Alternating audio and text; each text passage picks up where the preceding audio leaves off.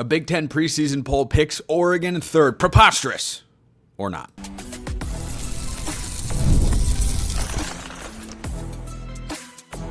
You are Locked On Ducks, your daily podcast on the Oregon Ducks.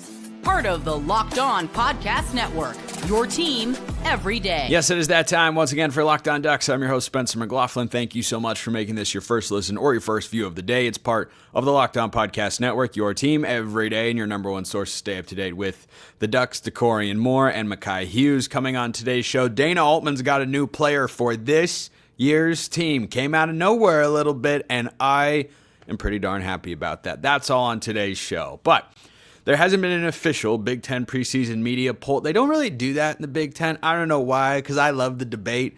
You know, for those on YouTube, you can see not my usual setup. I'm in my hotel room. Big Ten Media Days start on Tuesday. Oregon takes the stage Wednesday. You've got Dan Lanning, Bryce Betcher, Kenyon Sadiq, Mateo Uyunglele who will be down here. I'll be doing my best to get clips and sound bites and questions asked and answered to all of those guys coming up this week on the show. So super stoked about all of that. But there was a Big Ten preseason poll that went around from Cleveland.com that was compiled by, I think, several different media outlets, and people voted, and it picked Oregon third. And the reigning champs, who have tied for the highest preseason win total in all of college football, I think you could readily make the case. I'm sure there are plenty of you out there that hear that and think, third? How could you possibly put Oregon third? Not only do I not think it's ridiculous, I love that Oregon's in that spot. I kind of hope they finish there at the end of this season, because though the playoff has indeed corrected one of its major wrongs from a year ago, where now they do a straight seeding system so that the playoff committee's rankings are what the seeds are, rather than, oh, you're one of the 5 highest ranked conference champions. Even though you're Boise State and you're ranked 12th, you're going to be, or 11th, whatever they were, you're going to be seeded third. And it's like, okay, that's a little bit weird. Arizona State, you're 10th, but you're 4th. And it's like, that doesn't make a whole heck of a lot of sense. If Oregon were to finish third, not make the Big Ten championship game, I'd be so happy with that. I really would. Not that I don't want him to win the Big Ten. That would, of course, be cool. It'd be another statement. You put feathers in everybody's cap, add a trophy to the trophy case. I think at this point, though, Oregon fans are pretty much over conference championships. It's a worthwhile goal. It's something to celebrate. It's not the ultimate goal, of course. And, you know, we saw last year that Oregon won the Big Ten and then, they sat around for a really long time. Is that really the best outcome? There are two reasons why finishing third in the Big Ten, I think, would be a great thing for the Ducks this year. First and foremost, you avoid the possibility of getting a first-round bye, and therefore, presuming you're in the playoff, which FanDuel is incredibly confident Oregon's going to do. I'm very confident that Oregon is going to do, by the way. I think they absolutely, barring a dramatic string of injuries, should make the playoff this year.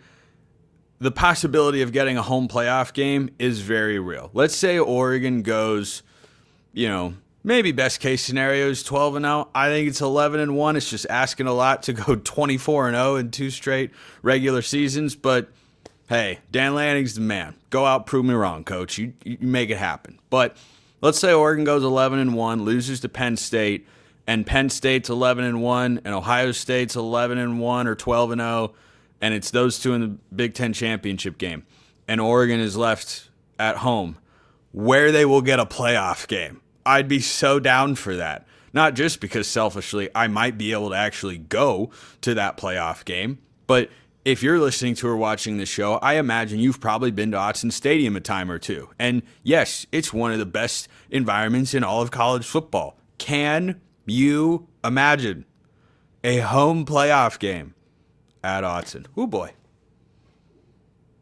I mean, last year's Ohio State game, unfortunately I wasn't there in person. I know several people that said it was an out-of-body experience. The noise was unbelievable. The environment just impeccable, off the charts. Imagine if you put a playoff game right there. I would love that.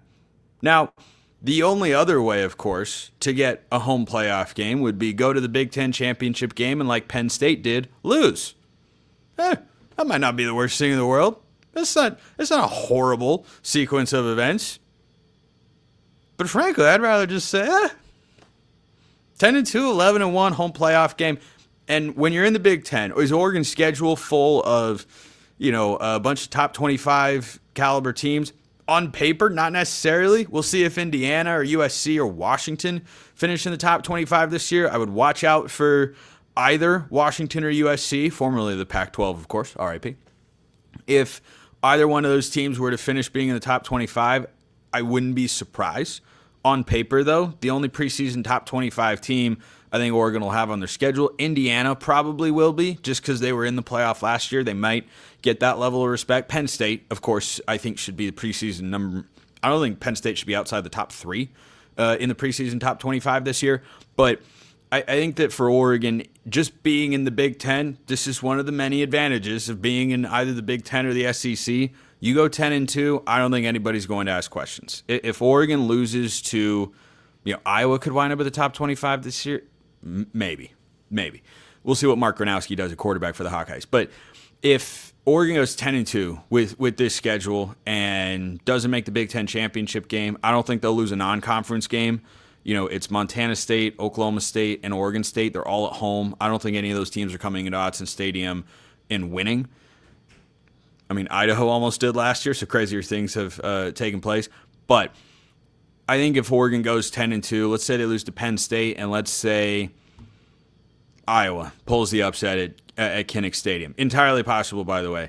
If you have wins over Indiana, USC, Washington, Minnesota's usually respectable, and you've got some blowout wins on there against like Oregon State maybe, if you can pull away against the Beavs, or maybe Oklahoma State is a bounce-back season, I think that'll be enough, especially given Oregon's preseason ranking. So that's reason number one. Reason number two is something that, we kind of looked at in retrospect last year and thought, boy, that didn't really feel like a super great advantage, and that's that when you win the Big Ten championship game, you get the bye, but you go a long time between football games. It was December 7th, and then it was January 1st.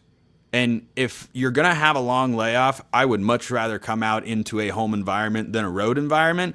I don't think it's a coincidence. It's just 1 year of data. So I don't know if you can make definitive conclusions at this point, but all 4 bye teams in the 12-team playoff last year struggled in the first half, and I believe were trailing. They were all trailing at the half. Could be a coincidence. None of them won. That, I think, was a little more coincidental. I think less so that they were trailing at the half. Whereas teams that, maybe missed their conference championship game or made it and lost, like Penn State, came out against SMU, they were fine. So if Oregon were to get that home playoff game, finishing third in the Big Ten, going 10-2 or 11-1, and I think that FanDuel win total of 10.5 is pretty darn perfect, then their first round playoff game would be kind of towards the end of December, but before, or just, I think it's before Christmas, like around the 20th or so of December. That'd be pretty ideal. So we don't have an official preseason Big Ten media polls of people that are actually going to be at media days this year, but I saw that and thought, you know what? First of all, in my Locked On College Football preseason power rankings, I've got Oregon third. I've got Penn State first, Ohio State second, Oregon third. If they finish in that spot, I think it's a really, really good situation. But let me know your thoughts in the comments below. Hit me up on Twitter, all of that good stuff. If you want questions answered here by a player or coach at Media Day, send it my way. I'll do my best to get that done. Dakorien Moore, Mekhi Hughes. I love these guys, and I'm talking about them next. First, this episode brought to you by Monarch Money. Do you ever wish managing your money felt easier? With Monarch Money, it can. Whether you're growing your savings or planning a big purchase, Monarch puts you in the driver's seat. It's like having your own personal CFO, giving you full visibility and control over your finances. Monarch Money is way more than just a budgeting app. It is a complete financial command center. You can track all your accounts, investments, and spending in one place. So in addition to managing your money, you're also building wealth. Do you have that one financial goal that you want to reach? That one goal in the back of your head? Maybe it's a savings point, being able to make a purchase, whatever it is.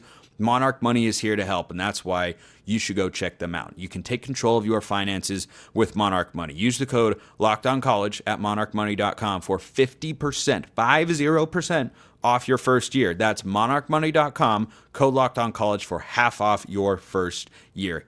Reach your financial goals today with monarchmoney.com.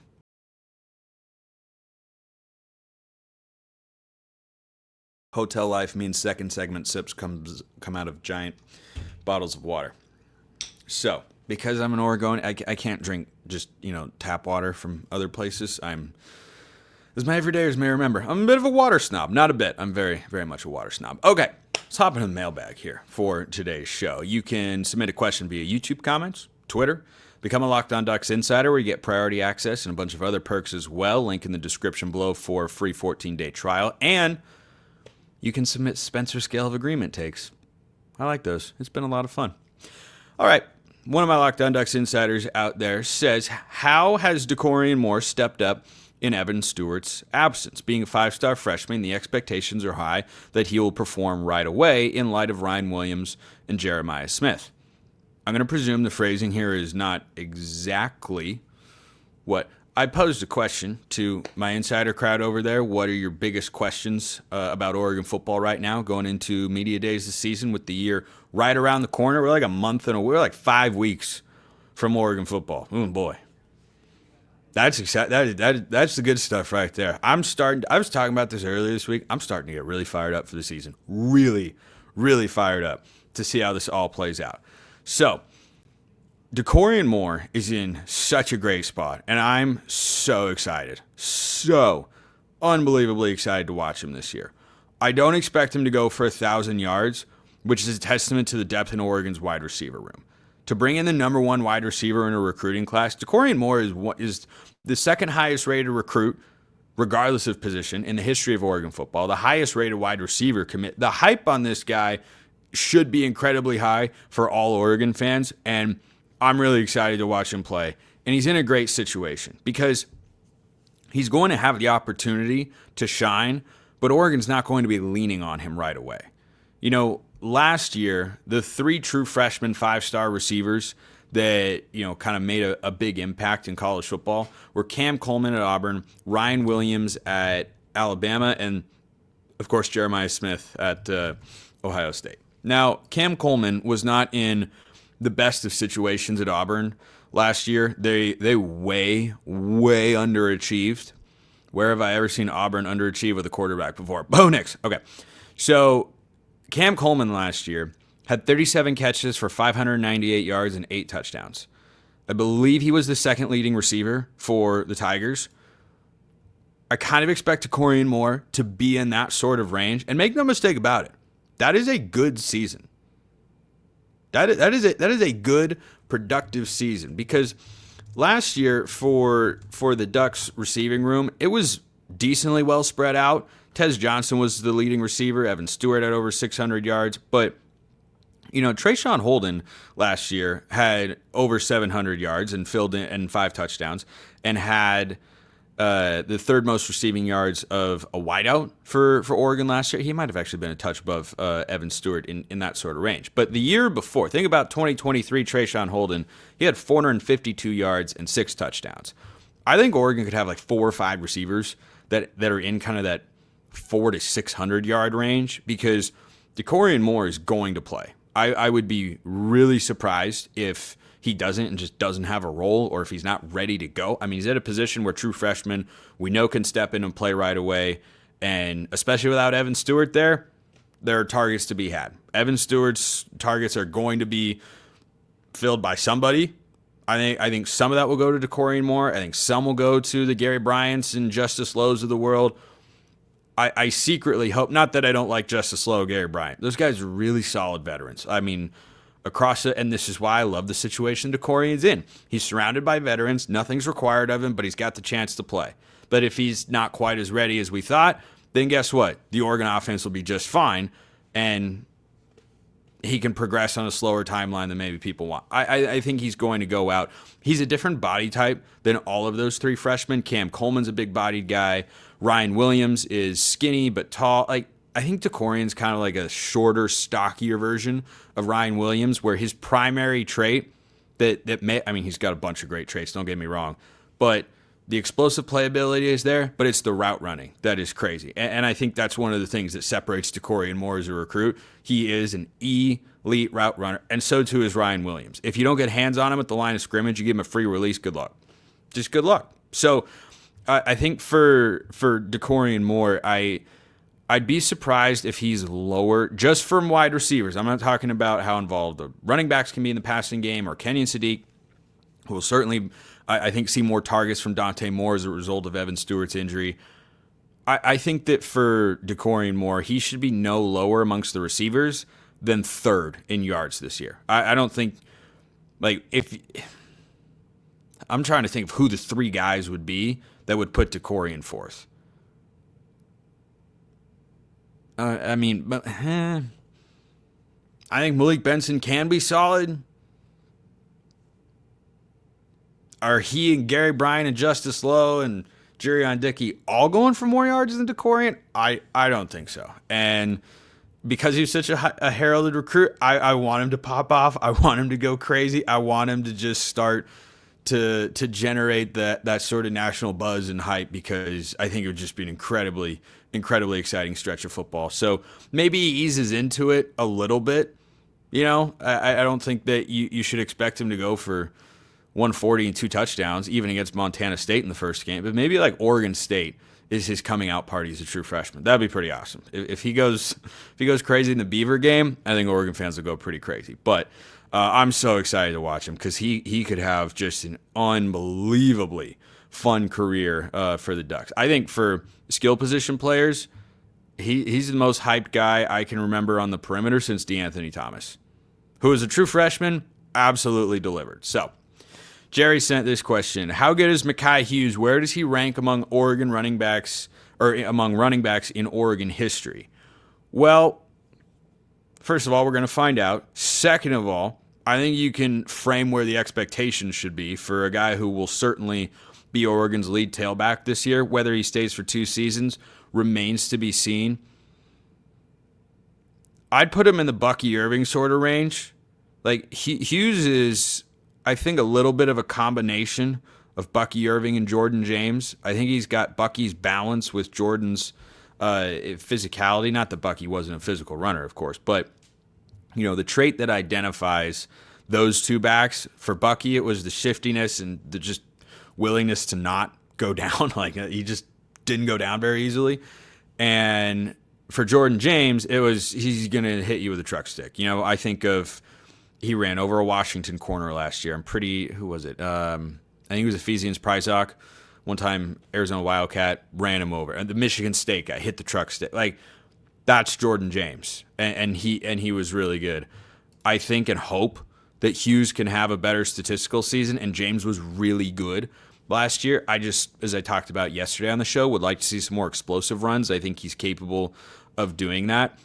I'm not expecting Hughes or thinking he's going to get into, the LaMichael James, Royce Freeman, Kenyon Barner sort of range, but, ahead maybe of, not necessarily statistically, because, again, might not stay at Oregon for 2 years. He might be one and done off to the NFL. But if he does, that'd be great too. Maybe like ahead of CJ Verdell and Travis Dye, and in the Bucky Irving sort of range. I think Oregon fans are going to grow to like him really, really quickly. He's just an incredibly well-balanced back and does a lot of things well. And I don't think he's, an all-time talent. And Oregon has set the bar really high at the running back position. I was always a big Thomas Tyner fan. I mentioned Freeman, of course, Kenyon and Michael and LeGarrette Blount. Like, I think he's going to be right on par with what we've seen from the backfield in the last couple of years. Sign me up for that every year, for forever and always. So keep the questions coming here on the show. And Oregon's got a new player on the hardwood. First, this episode brought to you by Game Time. Have you ever decided at the last minute to attend a ball game with friends or family? Maybe it's game day, and you suddenly realize you want to be in the stands rather than watching on TV at home. That's exactly where Game Time comes in. It's the easiest way to grab last-minute tickets without the stress. With the money you save on tickets, you can splurge on food, drinks, merch, or even invite a bigger group to come with you. Game Time makes it all possible. Game Time makes buying tickets fast and simple. Prices on the app actually drop the closer you get to first pitch, and they've got incredible last-minute deals, clear seat views, a lowest price guarantee that takes the worry out of buying. I've used Game Time to go to the Big Ten championship game, as I did last year. The process was great. 10 out of 10, 5 stars, no notes, highly recommend. I've used it to go to a comedy show. The process was great. It gets delivered right to your phone. You know what to expect right up front. You don't get surprise fees at the end. That's my favorite part because I hate that. Game Time, make sure that doesn't happen. Take the guesswork out of buying tickets with Game Time. Download the Game Time app, create an account, use the code LOCKEDONCollege for $20 off your first purchase. Terms apply. Again, create an account and redeem the code LOCKEDONCOLLEGE. That's LOCKEDONCollege for $20 off. Download the Game Time app today. Last minute tickets, lowest price guaranteed.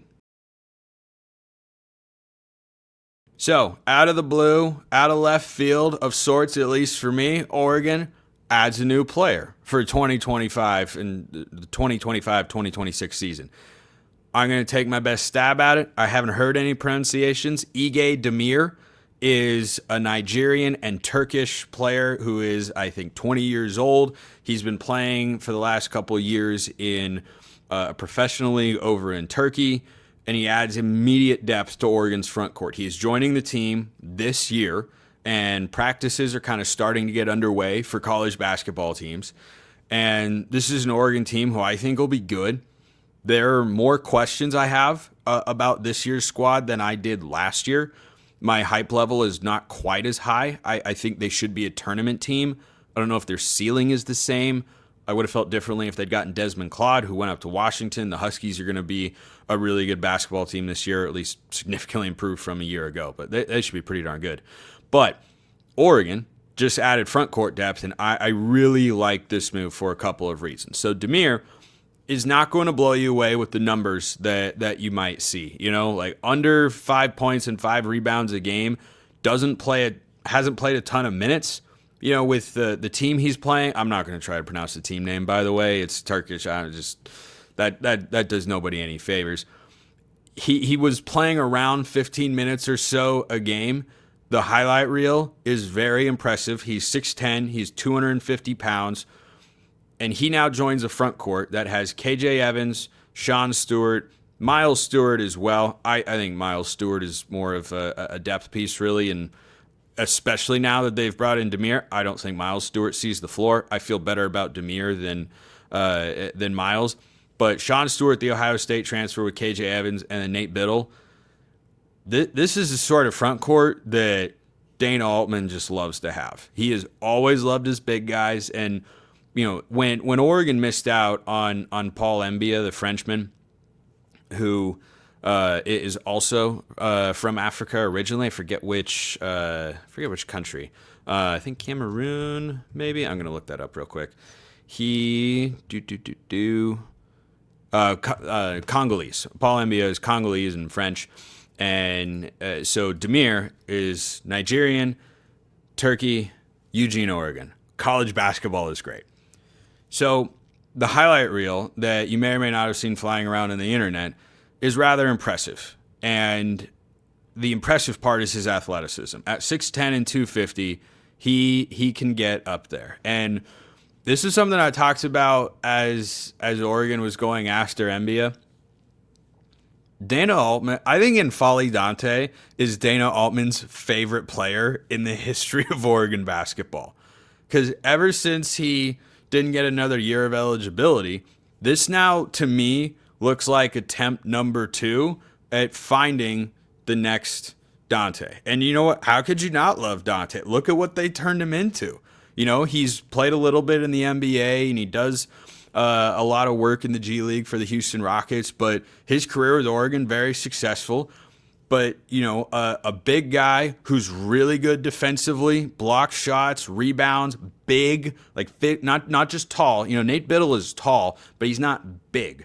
You know, he's not an imposing physical presence. Of course, he got pushed around in that NCAA tournament game against Arizona, but that's not the sort of thing that is going to happen for a guy like Demir. Now, why he doesn't play more minutes and have bigger stats, I don't know. I don't have the full rundown on every Turkish basketball league and the ins and outs of the roster there. It could be a conditioning thing. It could be a rotation thing. But there are a lot of similarities to Dante here, and his highlight reel is comprised mostly of dunks and finishes around the rim. Sets a big screen, rolls to the basket, You give him a lane, he's just going to throw it down. And he appears to be a plus defender in the shot blocking department. He averaged about a block per game in just 15-ish minutes of action, which is crazily efficient at the defensive end of the floor. He's not someone who I think stretches it out a ton. He shoots, and here's how I know he'll be a perfect fit for this year's Oregon basketball team, or any Oregon basketball team for that matter. He was around 59% from the floor, highly efficient, most of his shots coming within a couple feet of the rim, 32% at the free throw line. So, room for improvement, shall we say. Room for improvement at the charity stripe, but this gives Oregon a number of different options in the front court. So, KJ Evans can play a small ball 5. He did that as a true freshman. He's a pure 4. Like, he is kind of a traditional Chris Bosh type power forward. His offense is going to have to take a jump forward. But the rotation and the number of options Dana Altman now has with Demir in the fold, with I think Evans and Bittle will start. I think Stewart and Demir come off the bench. The mixing and matching was one of my favorite things to watch for the Ducks last year, especially leading up to Big Ten play, but frankly throughout the season. I thought Dana did a really, really good job of figuring out when to have this guy in the court and that guy and who to pair with who. I think you could see a lot of different pairings here. If you wanted to go a little bit smaller and athletic, you could put Stewart and Evans on the court together. If you wanted to be twin towers but still have offense out there, you could do Bittle and Demir on the court. I mean, you're going to start with Evans and Bittle. That's probably going to be your tandem down the stretch. It was at the end of last season for most of it. But, you know, last year, the 4 bigs Oregon had were Evans and Brandon Angel and Nate Bittle and Supreme Cook. And I always felt throughout, especially as Oregon, you know, got off to that 9-0 start and picked up big wins over Alabama and Texas A&M, I really felt like Dana Altman was just putting on a coaching masterclass of always having the right guys in on the court together at the same time to put them in positions to succeed.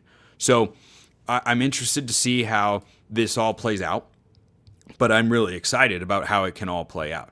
And Demir is a guy who originally committed to UCLA a few years ago, but went to go play professionally in Turkey. I think he was, deciding around if it was 2022 was when he originally committed. I think that was when he was about 18 years old. So he's got plenty of experience. I don't think he's someone who you're going to, at least right away in his career, dump the ball into. And I think that'll be a developing aspect of his game. But it was a developing aspect of Dante's game. And right now, you know, Supreme Cook, of course, no longer with the team because last year was his final season of eligibility. They were going to bring in Miles Goodman, but then an offseason incident caused him to move on from him, the Penn State transfer. This gives Oregon that 4 big man rotational depth that I think Dana Altman wants.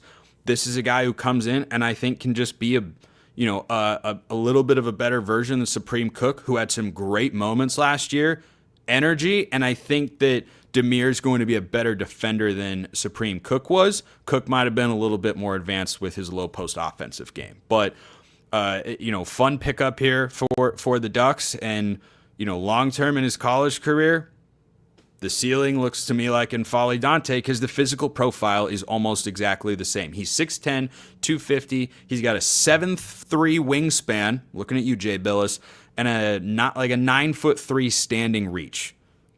Crazy and can get up more than a guy of that size should be able to. So, Ege Demir, hope I'm pronouncing that correctly, the newest Duck on the hardwood. Wrapping real quick with Oregon trivia today.